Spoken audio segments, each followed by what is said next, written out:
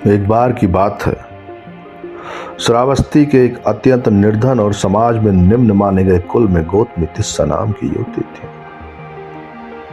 अत्यंत दुबली होने के कारण उसका नाम किसा गौतमी हो गया। उसका विवाह एक धनी परिवार में हुआ था। गरीब घर से आने के कारण पति के अलावा ससुराल के बाकी लोग उसका आदर नहीं करते थे।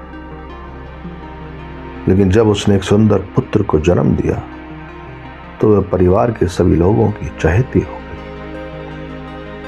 गई। एक दिन बगीचे में खेलते समय सर्पदंश के कारण बच्चे की अकाल मृत्यु हो गई। इससे वह मानसिक रूप से विक्षिप्त हो गई। बच्चे की लाश को छाती से चिपकाए वह बिलखने लगी। रोती बिलखती वह भगवान बुद्ध के पास आई। कहने लगी, हे भगवान, लोग मुझसे मेरा लाल छीन लेना चाहते हैं। यह मरा नहीं है भगवान, यह तो सो गया है, बेहोश हो गया है। आप इसे जगा दें, आप इसे होश में ला दें। भगवान बुद्ध ने उसे समझाया, बेटी यह तो निष्प्राण है। किसान ने कहा, यदि यह निष्प्राण है तो भी भगवान आप तो महाभिषक हैं। किसी ने कहा है कि आपके पास संजीवनी औषधि है, मेरे बच्चे में नया प्राण फूंकते हैं। कृपया इसे संजीवनी औषधि अवश्य दें। भगवान बुद्ध ने देखा कि ऐसी अवस्था में यह कुछ समझने में असमर्थ है। बुद्ध ने कहा कि जाकर चुटकी भर सरसों ऐसे परिवार से मांग ला जिसमें आज तक कोई मरा ना हो। बच्चे को छाती से चिपकाए वह सरसों मांगने चल दी।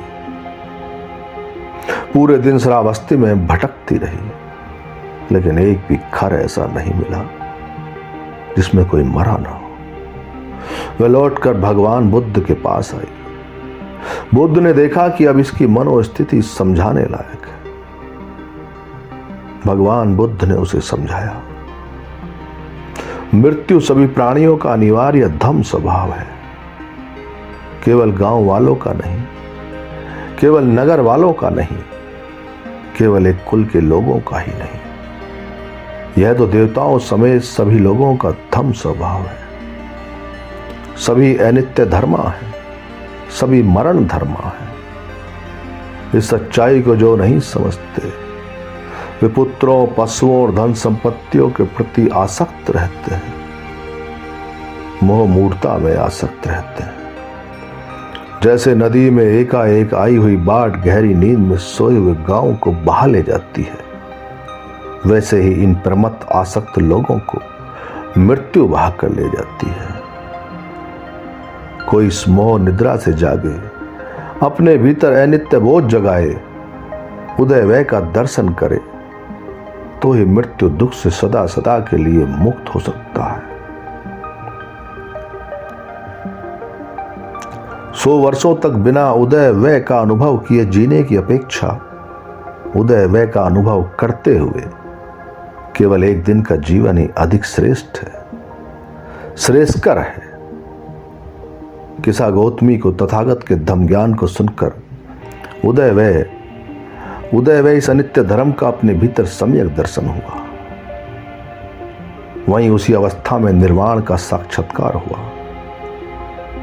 नितांत दुख विमुक्ति के मार्ग पर वो प्रतिष्ठित हुई और भगवान बुद्ध की एक प्रमुख शिष्या बनी। वो अपने दुखों से तो मुक्त हो ही गई और बहुत सी दुखियारी नारियों को दुख से छुटकारा पाने में मददगार हुई और अनेकों को धम्म लाभ करवाने में सहायक बनी।